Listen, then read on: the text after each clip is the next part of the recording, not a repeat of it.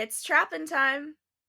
Welcome to another episode of the Unmasked History of Scooby-Doo, the podcast where we delve into the mystery of Scooby-Doo media, getting clues from people who helped bring our favorite mystery-solving dog to life on various platforms, and maybe eating some Scooby snacks along the way. I'm your host, Alexa Lawler. Scooby-Doo, where are you? And it would have been mine if it hadn't been for those meddling kids. Gang, we've just been handed our next mystery. Blasted meddling kids.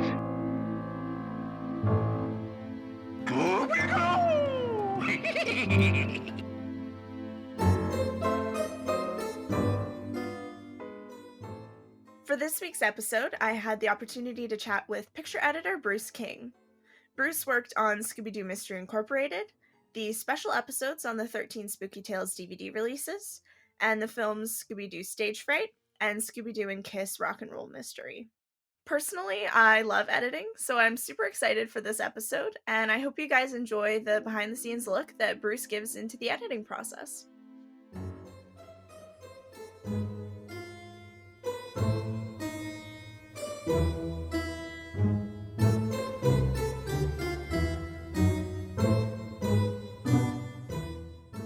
Hi, Bruce. Thanks so much for chatting with me today.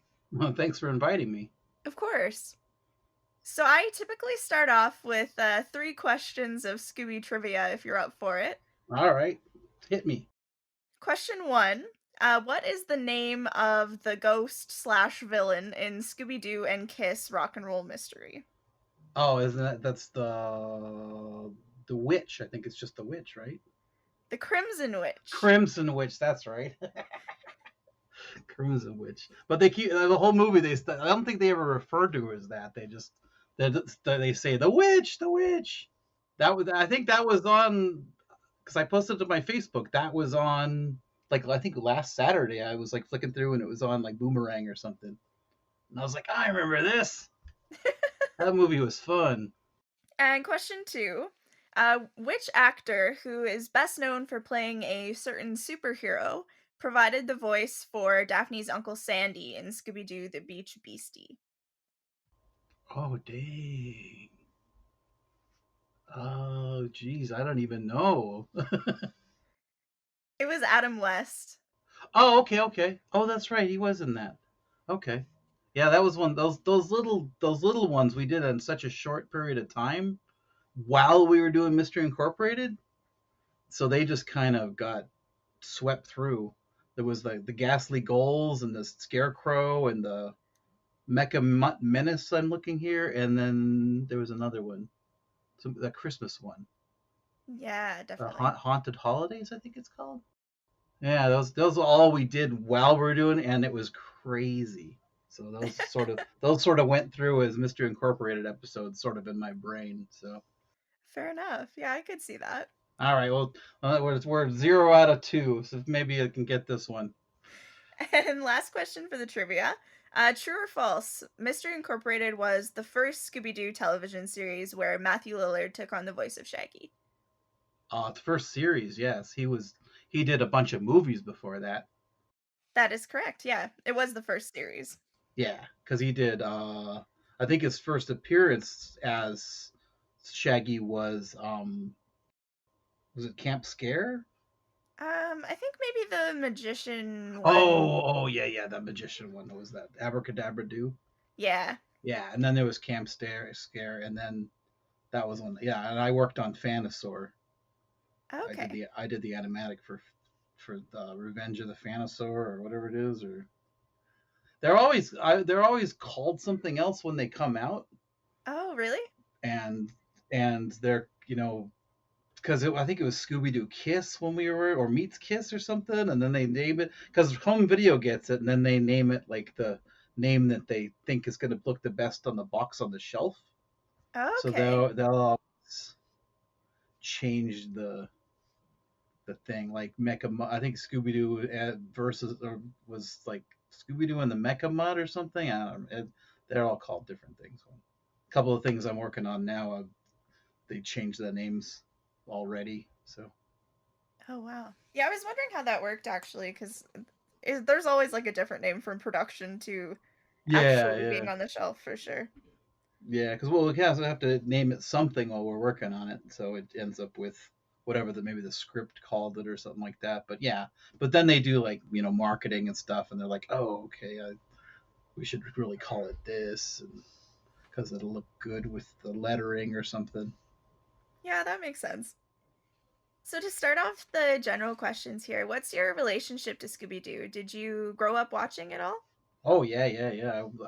Because I grew up during the '70s, and it was on every Saturday morning, and I watched it. The original series when it was. It may have been in repeats by then, but yeah, every Saturday morning was all that stuff, Scooby Doo and Super Friends, and it was a big part of my growing up. And do you have a favorite personal memory related to Scooby-Doo, whether that was before working on it or after you started working on it? Um, well, I don't know. I just like the show because I like the the finding out the villain at the end.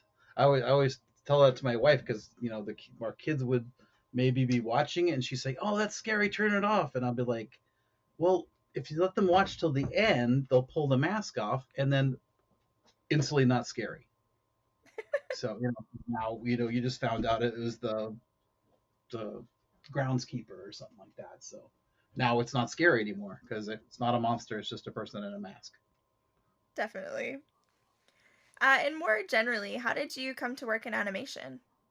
Oh, I spent the '90s working on music videos and infomercials and things like that, and I submitted an application for at Sony, and they just so happened to be in the animation division. They were looking for someone that knew Avid and After Effects, and I guess was in their system. And when they typed in both those software packages, my name popped up first because back in 1998 or whatever, After Effects wasn't as prevalent as it is today.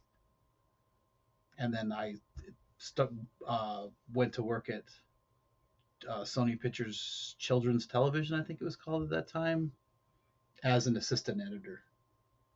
Was working in animation something that you had always wanted to do or had pictured yourself doing? I had no idea it was a separate thing or whatever. I just kind of because when I went to college and stuff like that, I had no idea that there was such a thing as animation editing, and if it was a different thing at all, you don't even think about it. And I just kind of stumbled into it when I applied for when they called me about that job, and I showed up and they were like, "It's animation," and I was like, "All right, it's Avids, let's go." So I was good, and I've been editing animation ever since.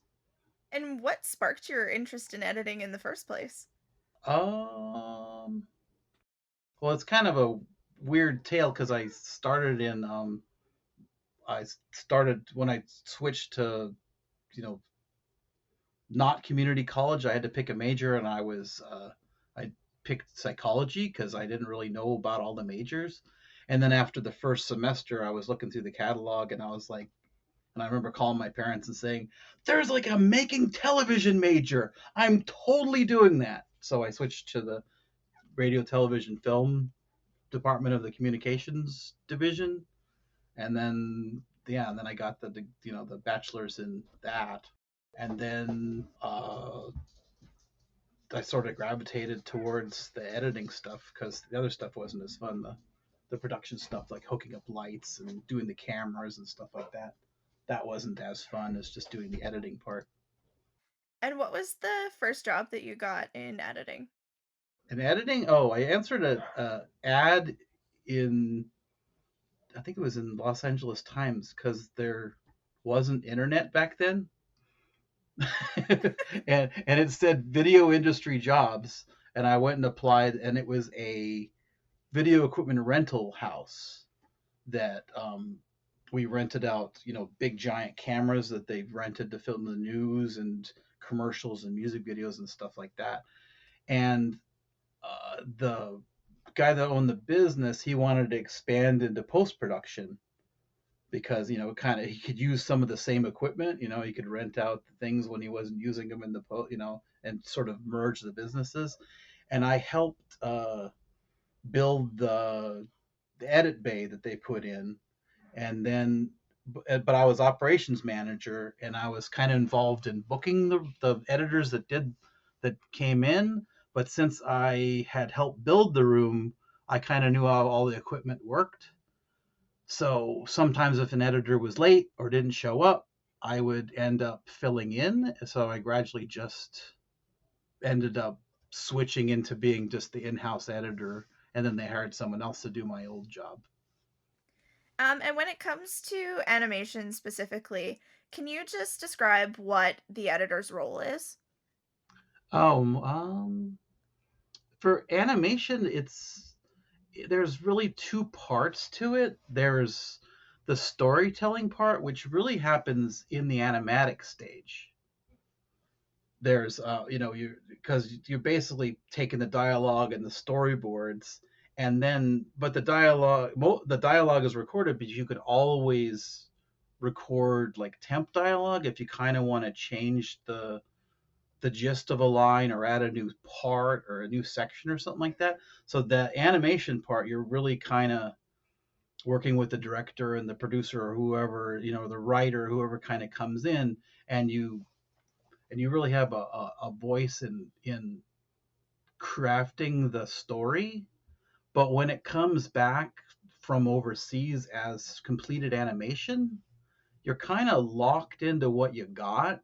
You can you can pace it up and make things faster, make things you make things slower, and change the order of shots, and maybe like, oh, we don't like this shot, so you can call it on layers, and then maybe you can use the background from a shot later, and then stick the character on that, and kind of change things like that. But you don't have you know different cameras, like when they shoot movies, they shoot it from a bunch of different angles, and so the editor can cut to this and then cut to that and then cut to this and then cut to that.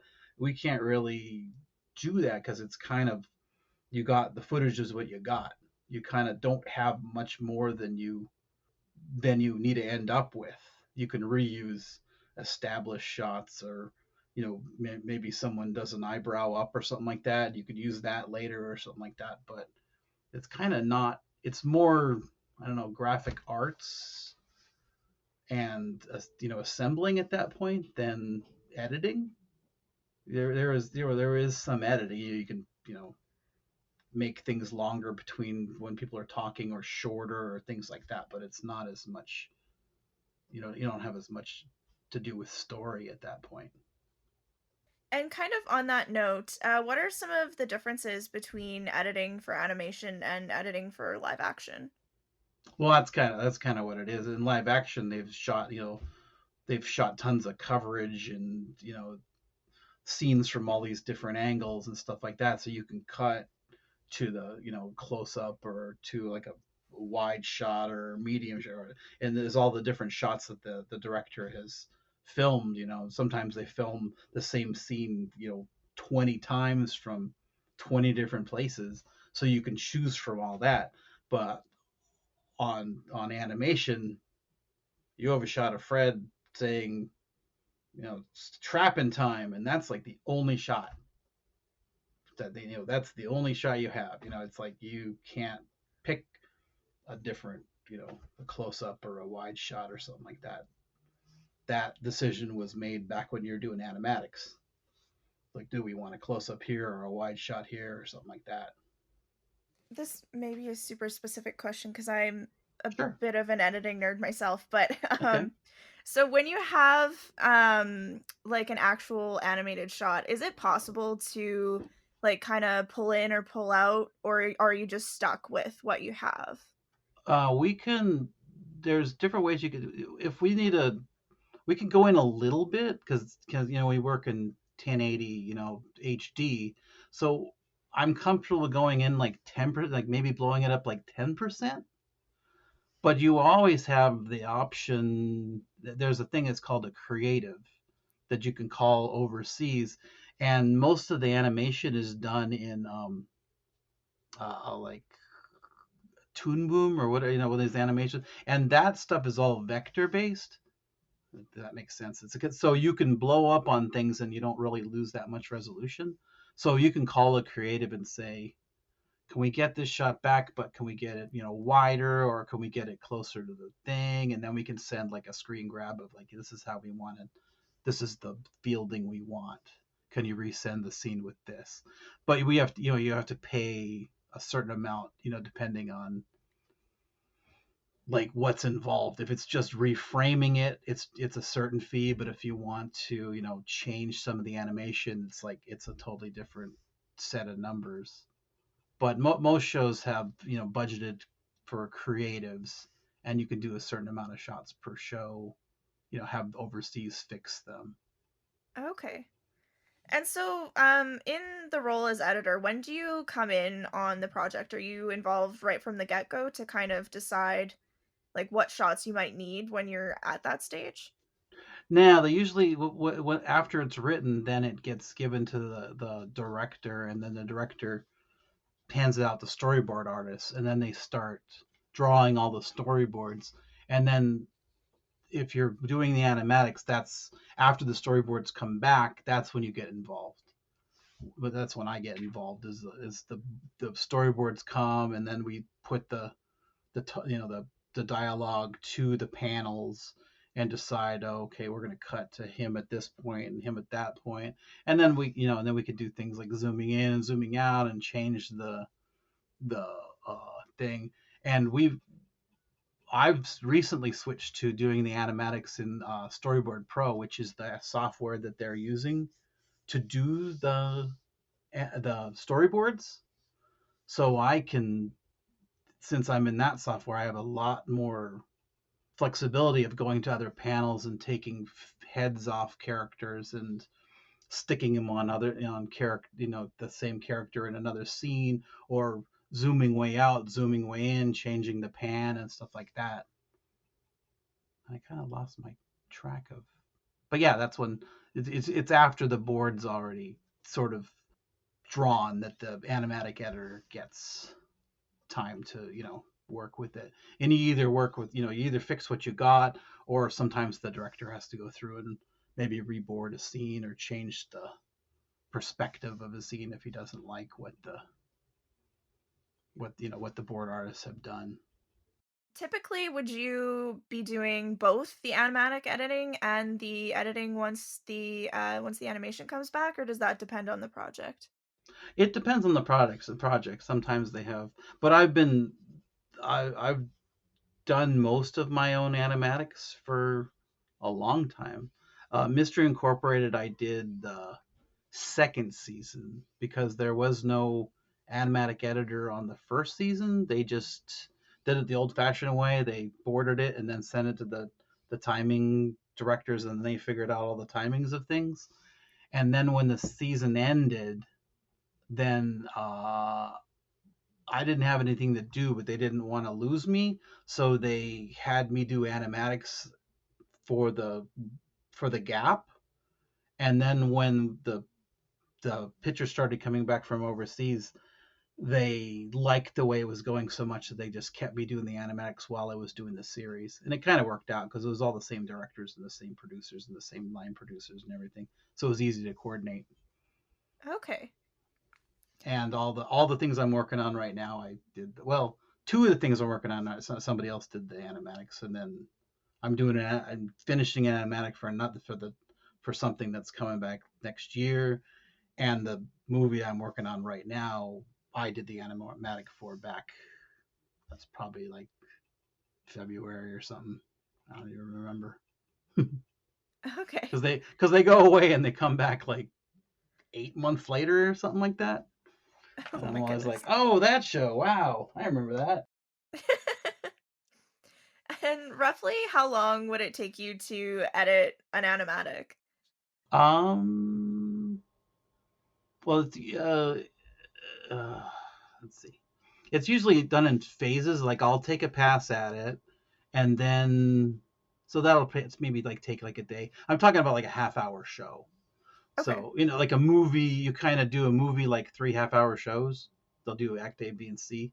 So I'll take a pass at it, and then the director will come and we'll work on it. And it depends on how the director, if they like what was done or if they're really really nitpicky or something like that. That might take 2 days, maybe a day, depending how much they like what they saw. And then it sort of goes away and they do their changes on it for, I don't know, a week or something like that. And then they bring it back to, because we have to show the producer. And then we show them, the edit we did with all of his fixes, or the director's fixes.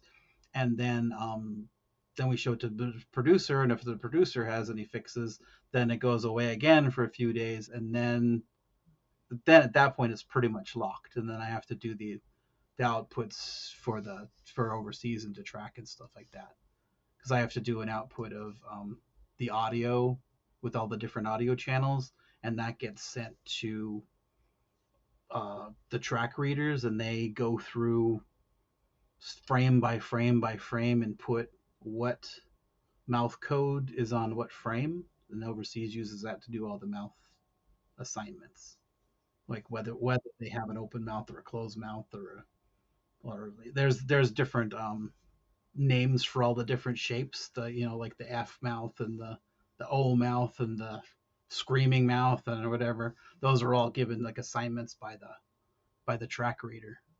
And then I also do outputs that have foot and frame counters on it that go to the timers, because the timers are the ones that transfer what we've done timing wise to, they're called the sheets. And that's kind of, Fred's arm up 3 frames, Fred's arm down 5 frames, he's doing the F mouth, and then he walks to the corner, and it's like there's hundreds and hundreds and hundreds of these timing sheets, they're called, and it's basically what gets sent to overseas, and that's what they use to do all the timing, how fast people walk, you know how quick their arm goes up and down, and all that stuff. That's all spelled out in sheets, and they just animate to these sheets that have all the timing on Switching gears a bit to when you have the animation back, it. Okay. are you mostly just assembling, or are there things that you might need to add, like, say, in After Effects, or... Oh yeah, we do a lot of the shows I work on.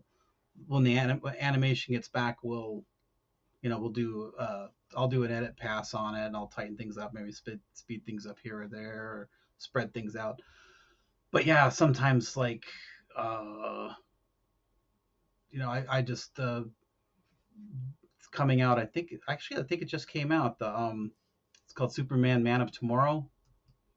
I did that, and all the I-beam stuff came back looking terrible. So we had to get layers on all those shots, and they had to get sent to the After Effects department, and they had to make the glow better. And every show has kind of got something that has to get done, and then we'll get layers for stuff that I have to do too. Sometimes they're like, oh, that character shouldn't be in that shot, and I'll delete that character, or oh, he needs to walk in sooner or later before she says something or something, and then I'll use the layers to retime shots that way. Because when you do the initial edit, you just do, depending on the shot, you could do like horrible mats and just to get the timings right, and then depending how the shot is, you could use the layers to fix what happens within the shot, the timing. And what are some of the things that you would maybe fix on your own, and other things that would be sent to, like, a completely different department? Like, do you do color and things like that, or... Well, the color at the end, it gets sent to, we have Quantel Systems, and there's a colorist that actually does the final colors. Yeah, so there's the colorist that happens at the end, and then it's kind of I do a lot of effects by myself, because I'll do After Effects, so I do a lot of effects either in After Effects or in Premiere with the layers, like timing things or doing this there, making, characters bigger or blurring them if they're in the foreground so it looks like there's more depth, or creating a parallax during like a long pan or something like that. But then the things that are the super time consuming stuff we usually send, like uh, you know if there's if they want to tweak out, make the fire look more hot, or add sparklies to something, or do this, that, and the other thing. It's always, we send it. There's a whole department of After Effects artists that it gets sent to, and they use the layers and soup it up. But there's sometimes they'll do like a shot and then they'll give me the recipe and then I can do it over and over again because I'm overhead for the show and they get paid by the hour. They charge by the hour to the show, so they're way more expensive. And I kind of just, they just say, oh, okay, well, give Bruce like 2 hours to do this, and it kind of gets washed, with the show, the regular budget of the show. So sometimes they'll give me the After Effects project of one shot, and then I use that recipe to duplicate, 60 other shots. That's what happened with there's that Mystery Incorporated episode with the two fighting wizard guys. Oh yeah, yeah. There was like 76 or something shots, and we had spent way too much money. There's like that Hex Girls episode. Yes, yeah. The first one where they're playing that rock concert, and we kind of broke the bank on After Effects shots on that show, not on that show. So from then on, we were given like a mandate of how many shots were allowed to go to the After Effects department. We had a certain amount. I forgot how many it was, but the Wizards show, the lightning all came back sort of Dragon Ball Z looking. Okay. So the producer or director, I don't know whether he was supervising, he changed titles halfway through the show. So you talked to him, Vic. He wanted it to look more organic. So the After Effects artist came up with a formula with blurs and offsets and this, that, and the other thing that I replicated like 78 more times for all the shots in the show. Awesome. And is Adobe the main standard that you're working on all the time, or do you use Avid too? I haven't used Avid. I think Sony was all Avid, and then we switched to Final Cut Pro for when I worked on Spider-Man. And then when I started at Warner, it was Avid. And the first, I think the first show that was done in Final Cut Pro of Mystery Incorporated was I think it was it was like a prom one with the scary girl. I forgot what that was. I forgot what that Yeah, one was called. the She like Alice May one. Alice May, that was it. That was the first show that was done in Final Cut. The other ones were all done in Avid before because they had me in a satellite office with the dialogue editors, and then stuff happened that we had to move to the lot or to the ranch, the Warner Ranch, and the Avid systems were rentals that all went away with the other facility. So we had to basically build a department. So they decided to go with Final Cut instead of Avid because it was way cheaper. Okay, fair enough. And do you have a preference on what program to work on at all? I'm really liking Premiere now. We switched to Premiere. God, it's got to be 6-7 years ago now. We used Final Cut Pro 7 like for a long time, but then they had to upgrade our storage servers, and they weren't compatible with the OS that we had to run because of Final Cut. Oh, So okay. when we upgraded, so we had to upgrade the OS, which made us have to, and everyone had a choice. So some shows are working on Avid now because some of the editors, they still like the Avid, but I can't stand Avid. I was like, you can tear Avid out of my cold dead hand for the first like 10 years, and then when when Sony switched to Final Cut Pro, they sent me and the other editor at the time to take classes, and they were done by there was a woman that wrote a book called Final Cut for Avid Editors. So she really was helpful in transitioning us. And then once I was switched over to Final Cut, it was like flying, as far as speed. And then I had to go back to Avid when I went to Warner, and it was like walking in cement shoes because you know, I couldn't edit with both hands at the same time, because usually I could be doing this and this and this and this and this and this. And Avid it was back to, their sort of it's a lot older feeling. I know they've changed things since then, and I've kind of used it, but I really have been mostly Premiere. I know how to use the Final Cut Pro X because I use that. I've used that on some things since, but yeah, I'm not a big Avid fan. Fair enough. Um, and moving to talk a little bit more about Scooby specifically, how did you come to work on Scooby-Doo in the first place? Well, I worked with Vic Cook on Spectacular Spider-Man over at Warner Brothers, and then that ended, and everyone went all different directions, and I worked at a couple other studios in the interim while I guess he was working on pre-production on Scooby, and then they had the editor that did Abracadabra Do, I think was supposed to do Mystery Incorporated, but she ended up getting a job at Disney because she didn't know about Mystery Incorporated. Oh, okay. So the line producer, which I also worked on Spectacular Spider-Man, he called me in, and I interviewed with him and the head people at Warner, and they brought me in. And Mystery Incorporated wasn't starting yet, but they wanted me to do the Revenge of the Phanosaur, I think it ended up being called, and I worked on that first. Oh, Legend of the Phanosaur, that's what it's called. And so I did the animatic for that, and then that segued straight into working on the Mystery Incorporated. So it was like a kind of a homecoming thing because it was a lot of people that had worked on Spectacular Spider-Man. Definitely.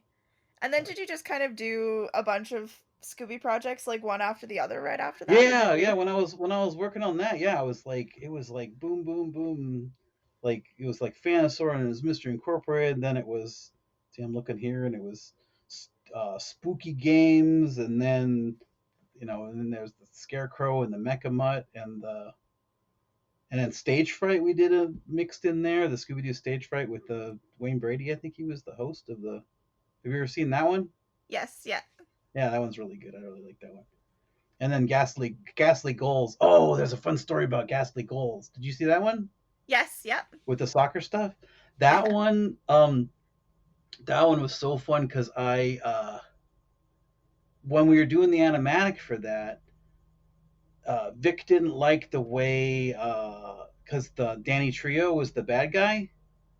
Yeah, yeah. Danny Trio played like he was like the security guard that ended up being the monster, Oh, right, right, right, and yeah. he did. They didn't like the way he said, during the initial recording. I think he said, and then I saw the formula, and I thought I would be rich, and I decided to steal it, and blah blah blah. They didn't like the way he said it, so I did the temp of it, and then when at the end when all the production was done, they always go back and do what's called ADR, and that's where they record all the grunts and the groans and the this and if they have any dialogue that was temped or needs to be changed or something like that, they'll record that to picture afterwards so they can use it in the mix.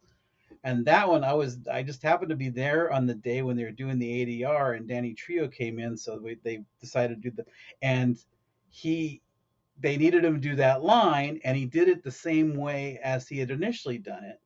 So they were like, no, no, can you do it like the temp here? So they played the temp for him. So then he was like, he listened to it. He's like, oh, okay, play that again.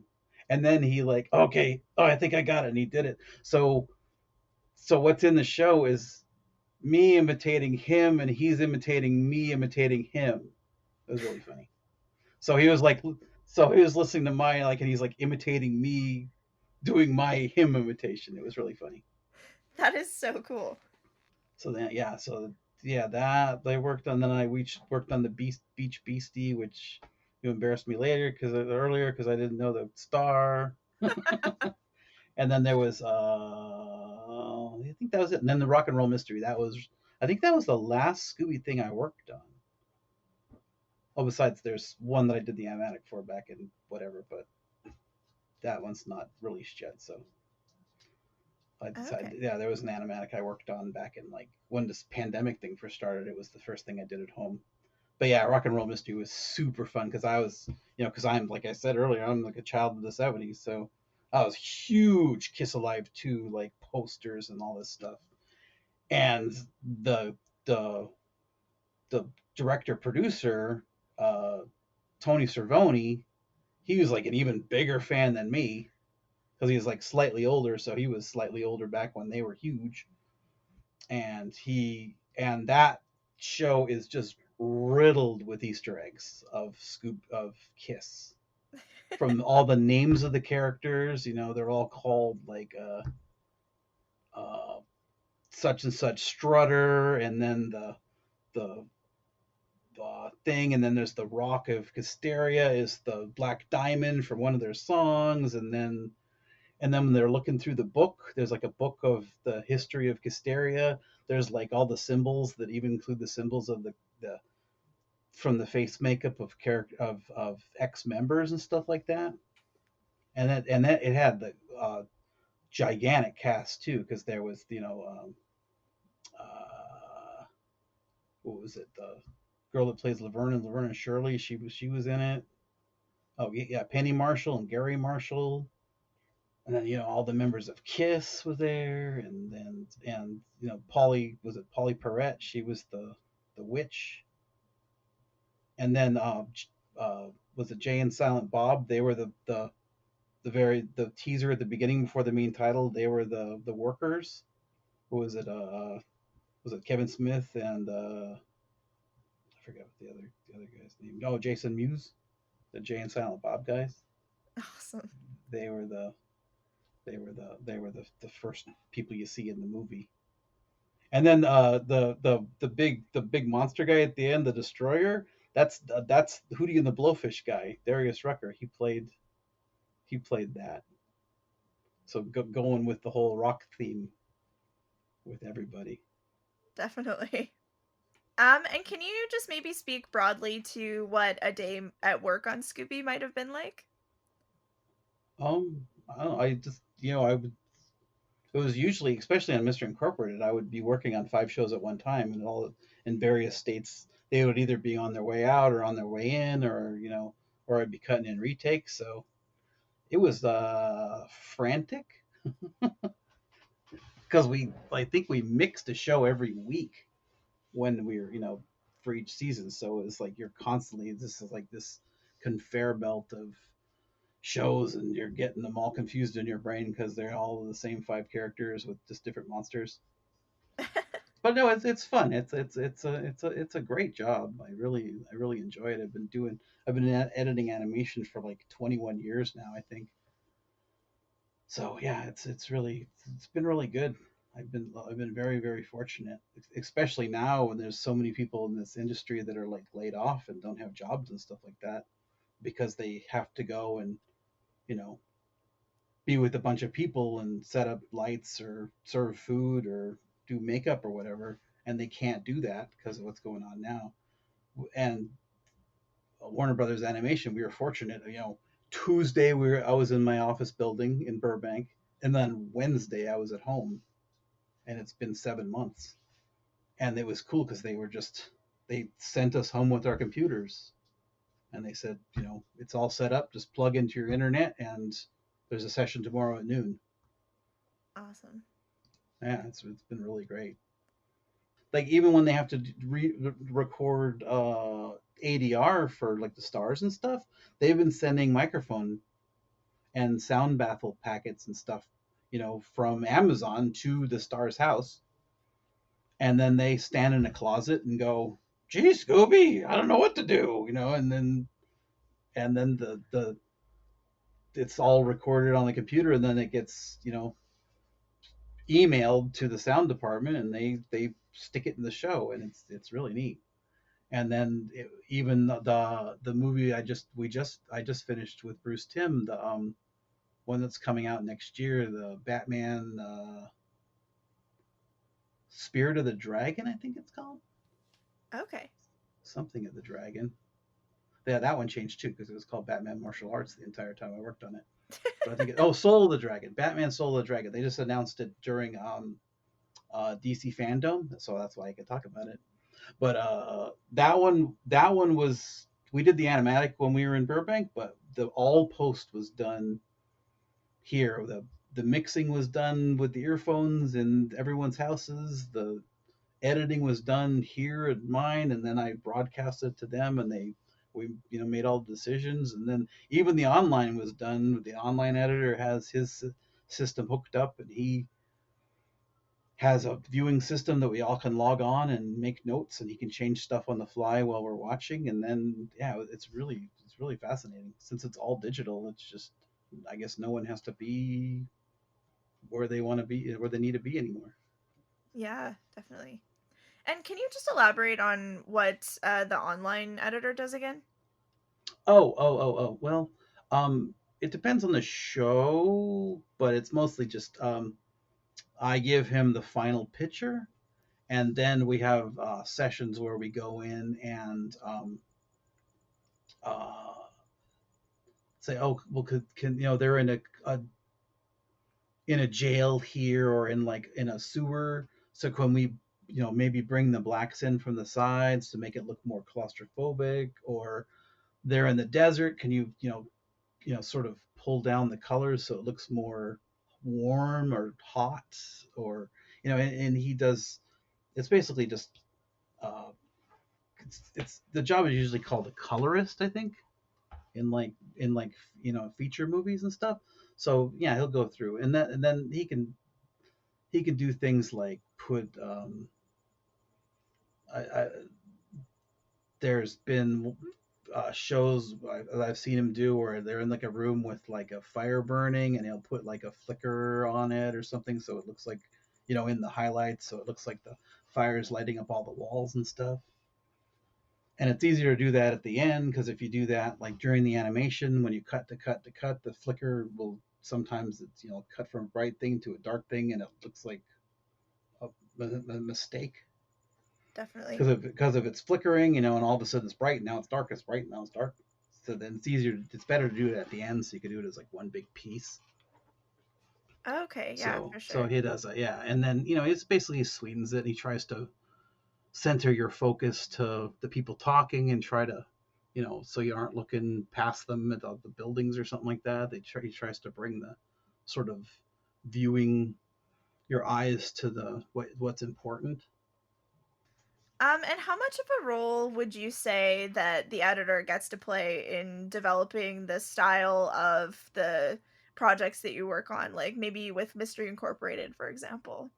Style, you mean like the is like zero basically, because all the the directors and the producers, they're the ones with the background painters, and they decide what the background's going to look like, and the character designers, they decide what the characters are going to look like, and then the color department, they figure out how to what color the character is going to be, and what color their clothes are going to be and stuff. That's all sort of figured out.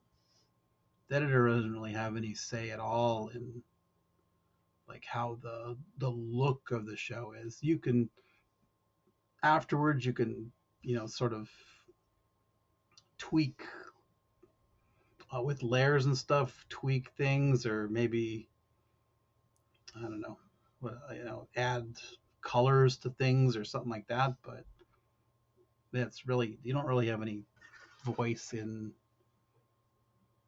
sort of that the artistic side of the still art or whatever it's called before it gets animated. If that makes any sense. Was that basically you're asking, or? Yeah, I was thinking like even like in tone too, like can you decide like what kind of maybe an effect you would want to add? Like I don't know, can you add like a smoke type effect to like make things kind of There hazier, is. like things like that? Oh, well, there was like I think in Mystery Incorporated there was a lot of shots that I added. I think that there was a show with the the truck, the semi. I remember watching that when my son was watching it, and I remember there was like this fog that they were like walking through before they stumbled upon the cave with all the doorknobs. And then there was another show that where they were in the sort of it was like a poisoned forest or whatever with all the avocados that crawled around and stuff. And I think I used the exact same smoke but colored it green Okay. because it needed to look like toxic green smoke. And then I think the Graveyard Ghoul, I think I remember did a bunch of fog for that too. But yeah, doing things like that, yeah. And then when they walk into with all the doorknobs, I made all the sparkles and all the doorknobs and stuff like that. So you do things like that's part of the effect stuff that kind of gets done throughout the process of the thing. Because I'll usually, if it's something that I can take care of, I usually take care of it and don't send it off to the After Effects people. Okay. Awesome. I just send the hard stuff to them. That's the way to Like do if it. I oh my god, it's gonna take hours. Let's send it to them. Because that's all they do. I gotta edit 4 other shows and cut in retakes. Definitely. What's a timeline for getting an episode done for like Mystery Incorporated, for example? Um, well, usually like we already talked about the animatic part. It'll probably take uh 2-3 weeks, I guess, to do from the beginning of animatic to locked picture sending out, and then once the locked animatic gets output, then it gets sent overseas, and then it's probably about the same when it comes back. Uh, but they come back like one show will come back every depends on the show, like every 2 weeks or something like that.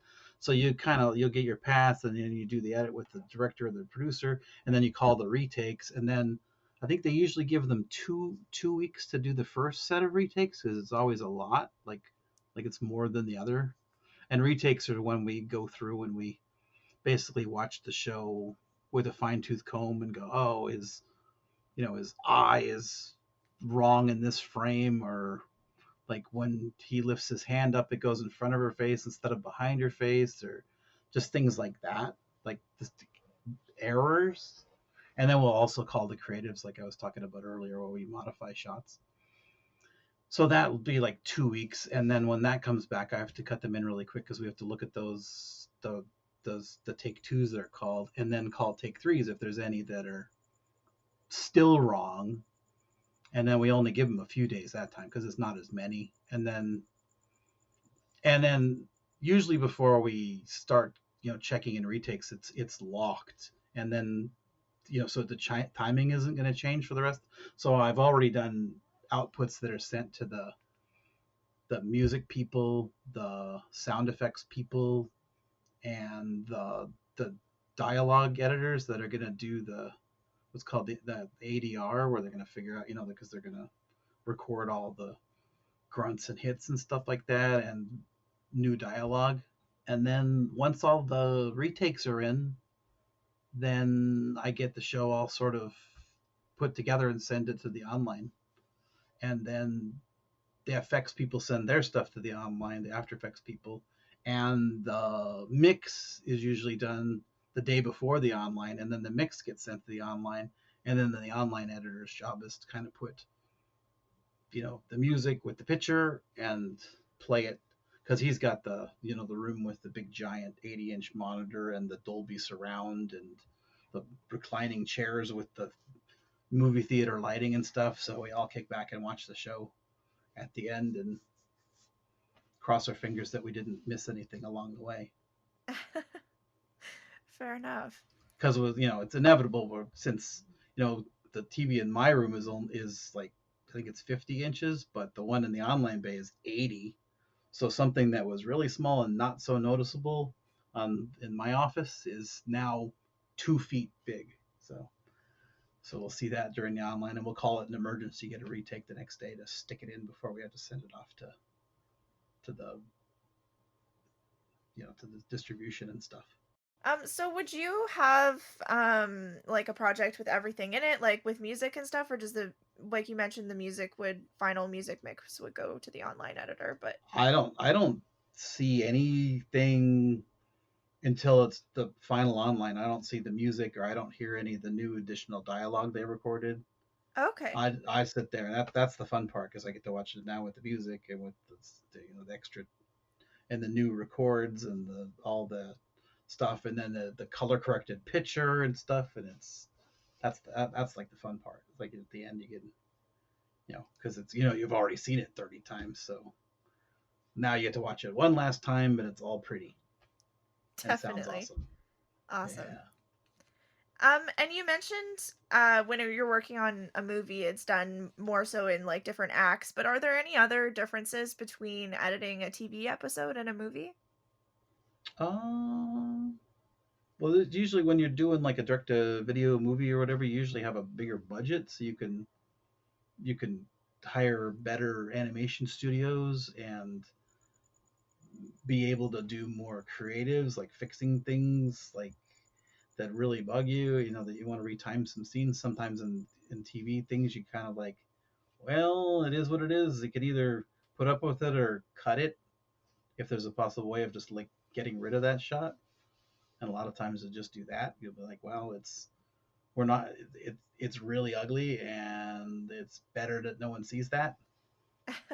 So yeah, that's one of the bigger the bigger thing. And you have more time usually with movies. You can you have longer times to cut in things, or longer times to, because you aren't because the thing I'm working on right now, I don't think it mixes until like the middle of October. But if I was working on Scooby, the thing I was working on right now would be mixing Friday. So that's another big, but it's longer, so you're doing 3 things. So Definitely. And if you do end up cutting a shot, do you have to make up for that time somehow, or are you able to just kind of cut that right out? yeah, well, usually we ship like 2,200 feet, which I don't think I should know, but I think it works out to be like 24 minutes, or maybe it's even less than that. I don't remember. Yeah, there's usually a shot isn't going to matter here or there, because usually you've added like a big giant pause before Fred blinks because he doesn't get the joke or something. So things are made up there, and then there's always the number one standby of like, you can just make the shot of Velma's house a second longer, and then the music will just go a little bit longer, and it's totally easy to make up footage with like established shots and stuff.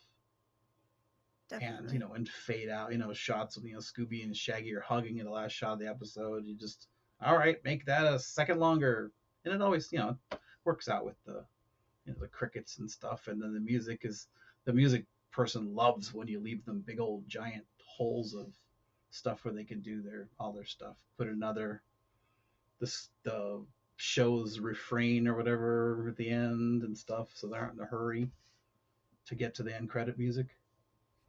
Sometimes the hard part about cutting a shot is now how do you bridge the gap. So sometimes you try to cut to I don't know, a close up of someone's face looking confused or something.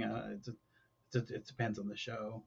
The lucky thing about animation is, for the most part, they're wearing the exact same clothes in show 4 as they are in show 14 and show 24. So worst case scenario, you can use a shot from 10 shows ago in that spot, and then you can either get the layers and put a new background, or sometimes it's just close enough that you can't even tell it's blue back there. There we go. It could be the van, it could be a building, it could be something else. Okay. So you could do that. That's one of the good things about animation is there's very few episodes where the gang isn't wearing the exact same clothes, except for the one show where they had the outfits. That was awesome. They got those like leather motorcycle suits. Yeah, that was a fun one. Yeah. And were there any challenges working on Scooby at all? Not any, the most of the challenges come out of, sometimes the studio, because overseas studios they farm out work sometimes. They take on too much work and they'll farm it out. And you've hired that studio to do what your show, because they did a demo and it looked really great. You liked what they did with the characters, but then they'll be too busy, I guess, to do that act or something. So they'll farm it out to another studio that may be one of the ones you hated. So now you're getting that studio's work, and then it comes now the animation is just terrible. So it's more retakes you have to call. There's more drawovers. Like if they just aren't getting what the face is, then the directors are going to have to like take a screen grab and say no, his nose is this way instead of that way, and things that it just sometimes causes more retakes and that if you get the shot, like a Scooby show will usually have like 200 and something shots in it, but if you call 100 shots as retakes, it's a lot more trouble than if you called like 25. So it just depends on the maybe the studio, and then the scheduling too, because now this show is way harder than the last show, but you have just as long to do it, so it's a big crunch to try to get all the shots called in. And sometimes we'll take 8 on this will be the 8th time they've done this shot and they still haven't got it. So you either have to live with it or take your chances on one more take, or maybe go back to the 4th one because that was as best as you got so far, and then just stick with that. And, just sort of pick your battles. Fair enough. And what was your favorite Scooby project to work on out of the ones that you had edited? Like I was talking about earlier, but I really liked the Scooby Rock and Roll Mystery, because that one I really got to work with the director producer, and we added in animatics. We kind of added the storyline of because I don't think it was really there or fully realized in the script was the we have to work together as a team to beat this person, to catch the witch and to save the world. And and not only did the gangs have to work together, because you have the Scooby Gang is all sort of infighting because Fred's jealous of Daphne liking Paul Stanley, and all that's kind of going on. But then Kiss is having inner things too, because Paul Stanley's trying to showboat and he ends up getting like knocked out by the witch. So we kind of built like an arc where the two gangs have to work together amongst themselves, and then to finally win at the end, that both the gangs have to work together. So that was kind of fun. We kind of got to add like sort of a B plot to the movie. Not only was it about the witch and about all that kind of stuff like that, but it was about teamwork and getting along with the people you're supposed to get along with to get the job done. And you mentioned a few, but do you have any other fun behind-the-scenes stories from any Scooby projects?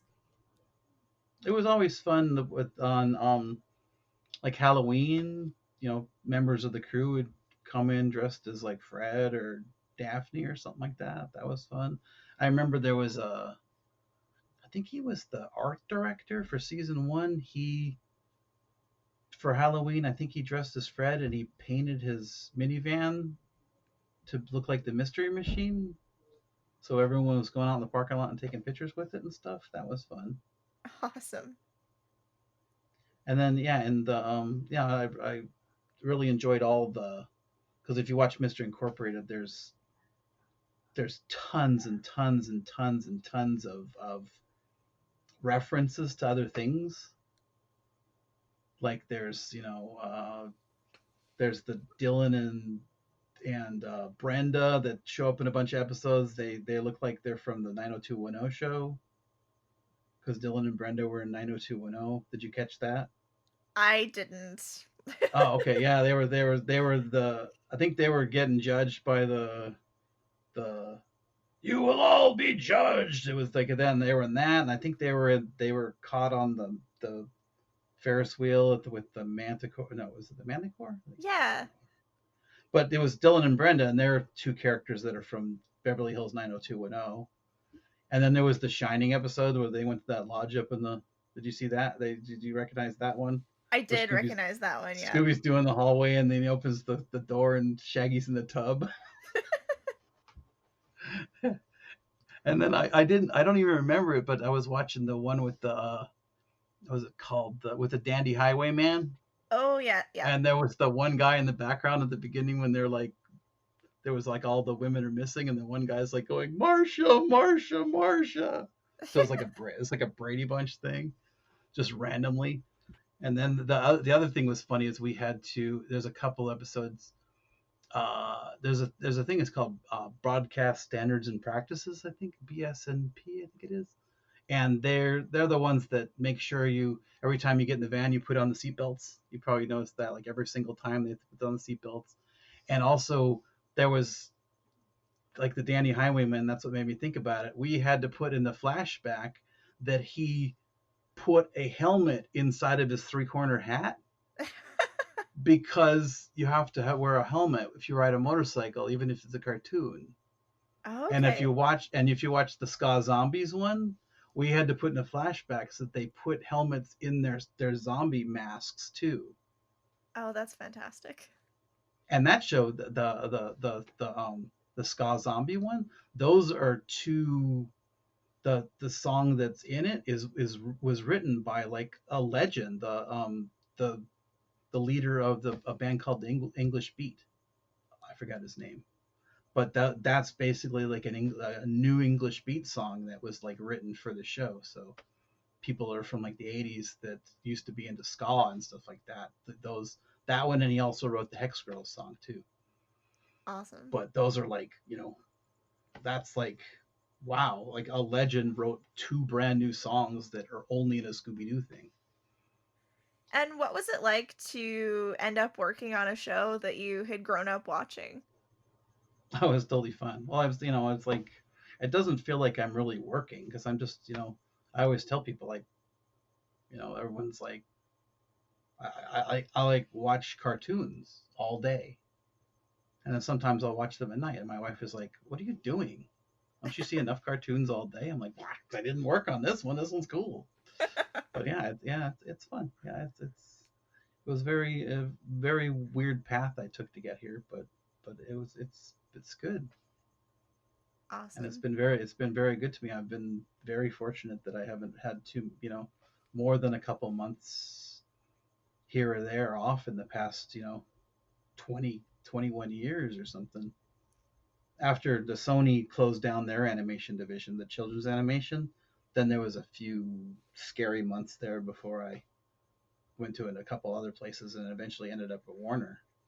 But that's why I've been so faithful to Warner. I've been offered other things, but I don't go anywhere because, they've been really good to me. They've given me, this will end and they'll put me in another thing, or this will end and they'll give me like something that tied me, like a part of another thing. Like when I was, when Young Justice season 3 ended, then they had me do animatics for a few Looney Tunes episodes while I was waiting for the other shows to start up and stuff like that. Why do you think that a cartoon like Scooby-Doo about a mystery-solving dog has held up for over 50 years now? I think it's just the fun dynamic between the characters, and it's like a good, premise about, like good versus evil, and every single show, the creators kind of take a different spin on it. Like Mystery Incorporated is sort of the same but different than the original series, because like because Fred is like addicted to traps, and Scooby Doo and and Shaggy kind of have like a weird sort of love affair that breaks up, like Velma and Shaggy, and then and Daphne's in love with Fred, but she doesn't want to be, and it's like they always kind of add little chain tweaks to it. There's been a lot of imitation Scooby Doo's, but they never really hung around for as long. There's like there's that one episode with the where Scooby gets sick and goes to that mystery solvers convention, and there's all those people, all those other teams that were sort of the copycats, Yeah. like the Jabberjaw and the Funky Phantom and was Captain Caveman, and was it Speed Buggy and stuff, and they all tried to sort of capture that formula, but none of them ever sort of really worked out until recently. I think the Mike Tyson mysteries that we also do, I think that hit a Scooby Doo chord that people really kind of like. It's kind of like the Scooby Doo for like 20-year-olds, because it's all about potty humor and pot jokes. It's kind of the Adult Swim version of Scooby Doo. Definitely. I think that covers all of the questions that I had for you. Is there anything else that you wanted to add at all, or anything else you wanted to chat about? No, I think I've worn out my welcome, I guess. Not at all.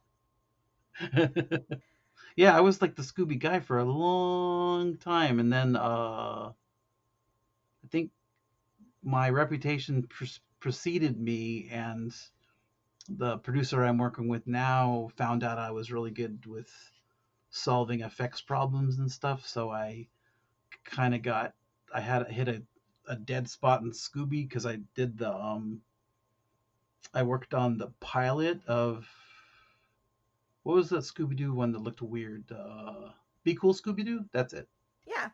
That other one. I worked on the pilot for that, but then as they were waiting for, I think that was when it happened, as they were waiting for like approvals and stuff to move along, I ended up getting stolen by all the Batman people, and I've kind of been uh, doing Batman, Superman stuff ever since.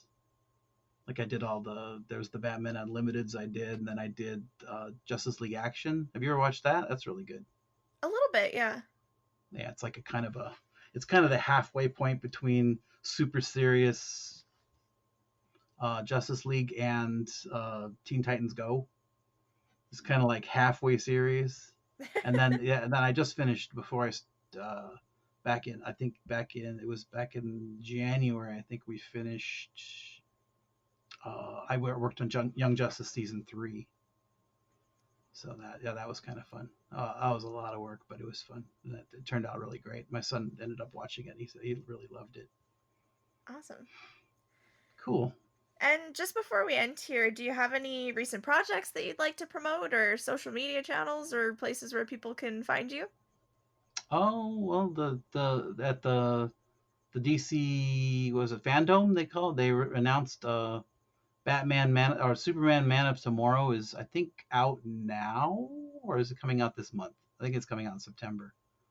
And there's a cool version at Best Buy where you can get like a little minifigure of Parasites included with it. It's kind of the cool version that's in the movie. And then I think it's the beginning of next year. Batman Soul of the Dragon I worked on with it's Bruce Timm and Sam Liu. They were the producers on that. So that was like my first time working with those guys. I worked on with Bruce Timm on an animatic bunch of years ago, but this is the first time doing like final picture and stuff like that, and that was really fun. And then I know a couple other things kind of got sort of mentioned that I'm working on. I think there's two more Batman things that are coming out next year that I worked on, and yeah, it's fun. Everyone check out Young Justice season 3. That was fun, and then also it's Spectacular Spider-Man is really great too. It's I think it's uh, IGN.com or whatever did listed it as the second best superhero cartoon ever made, right after Batman the Animated Series, which was back in the 90s.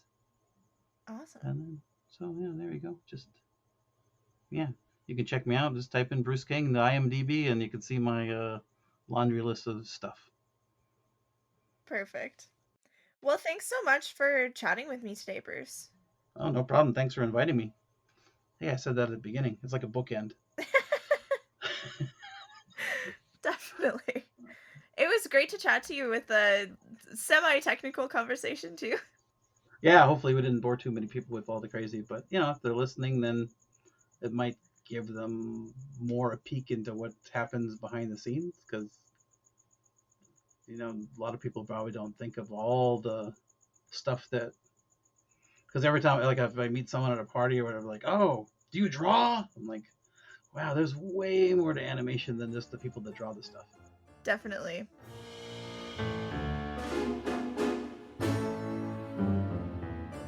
And that concludes today's episode. Another huge thank you to Bruce King for taking the time out to do the interview.